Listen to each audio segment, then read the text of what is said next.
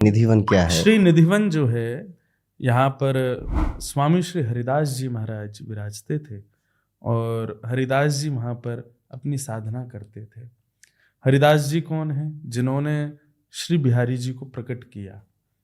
तो स्वामी श्री हरिदास जी महाराज वहाँ पर रह कर के खूब साधना करते थे और गायन के वे अधिष्ठाता थे एक प्रकार से।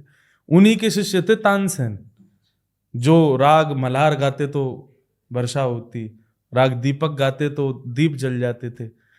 तो वो उनके शिष्य थे। सोचो गुरु जी क्या होंगे। जिन तानसेन का नाम अकबर आदि राजा भी सुनकर के अपने 100 काम छोड़ते थे, पर उसको सुनना है। सोचो उस तानसेन के गुरु जी थे स्वामी श्री हरिदास जी, वो वहां विराजते थे। स्वामी जी महाराज वहीं रहते थे, उनके कुछ शिष्यगण भी रहते थे। स्वामी जी गायन करते थे और एक कुंज, वृक्षों की एक कुंज थी, उस कुंज को प्रणाम करते थे। सबने पूछा कि आप इस कुंज को प्रणाम क्यों करते हो, क्या है इस कुंज में? तब एक दिन उन्होंने अपने एक शिष्य को कहा कि आप जाइए, जाकर के उस कुंज में प्रणाम करिए और वहां से कुछ प्रसाद लेकर के आना, वहां कोई विराज रहे हैं। तो जब उनके शिष्य वहां गए, उन्होंने जाकर के प्रणाम किया, नेत्र उठा करके देखा तो युगल श्यामा श्याम दोनों विराज रहे थे। दोनों का दर्शन करके बोले, गुरु ने दृष्टि दी तो दिख गए, नहीं तो लगता था खाली कुंज है। दोनों का दर्शन करके कहा कि गुरुदेव ने कहा कुछ प्रसाद लेकर के आना, कुछ प्रसाद दीजिए। तब श्यामा और श्याम दोनों एकाकार रूप हो गए और वहीं बिहारी जी प्रकट हो गए। तब बिहारी जी को ललिता और विशाखा श्री राधा रानी की सखियों ने उन शिष्य को प्रदान किया।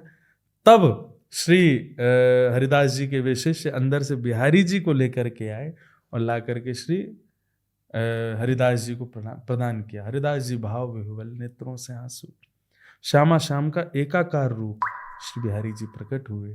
तब से बिहारी जी निधिवन में विराजते थे। फिर बाद में वो सेवा गृहस्थों के उसमें आ गई, क्योंकि संत महापुरुष तो अपने भजन में इतने तल्लीन हो जाते, कई बार भोग लगाना ही भूल गए, कई बार ठाकुर जी शयन कराना भूल गए। तो फिर गृहस्थाश्रमियों के पास से सेवा आई। तब निधिवन से ठाकुर जी आकर के मंदिर में विराजमान हो गए। एक सेठ जी ने मंदिर बनवा करके ठाकुर जी को यहाँ विराजमान किया। वो कुंज बिहारी वाला मंदिर? हाँ, बिहारी जी प्रकट हुए निधिवन में। कहते हैं कि निधिवन में रात में कोई देख नहीं सकता, जा नहीं सकता। ऐसा वहां का भाव है वृंदावन का। केवल निधिवन नहीं है, निधिवन और सेवा कुंज, इनको प्रधान रूप से कहा जाता है कि रात्रि में वहां के लता गुल्म पत्र आदि ये सब जो है, ये सब गोपी बन जाते हैं और ठाकुर जी नित्य रास विहार करते हैं वृंदावन में, तो वहीं करते हैं। तो इसलिए यदि कोई व्यक्ति रात्रि में वहां जाकर के देखने का प्रयास करे, अब साधना है नहीं, भजन इतना है नहीं, शुद्ध इतने है नहीं, अब तुम देखने जाओगे तो देख ही नहीं पाओगे। हमारे पास में सूर्य को देखने की शक्ति नहीं, तभी तो हम नहीं देख पाते। अगर हम प्रयास करेंगे तो नेत्र खराब हो जाएंगे। ठीक वैसे ही साधना, भक्ति, साधन ये सब नहीं है। आप ठाकुर जी की उस लीला का दर्शन करने जाओगे तो आप संसार को बताने लायक रह पाओगे, या तो मृत्यु हो जाएगी या गूंगे हो जाओगे, बहरे। ऐसा कोई भी पहले कभी हुआ था? कैसा हुआ है?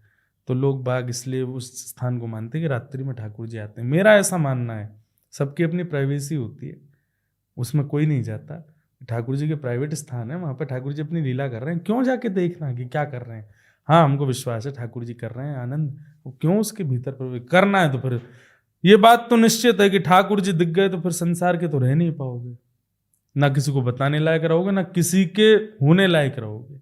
इसलिए भैया संसार में बने रहो, ठाकुर जी को अपनी लीला करने दो। वृंदावन में, मथुरा में? वृंदावन।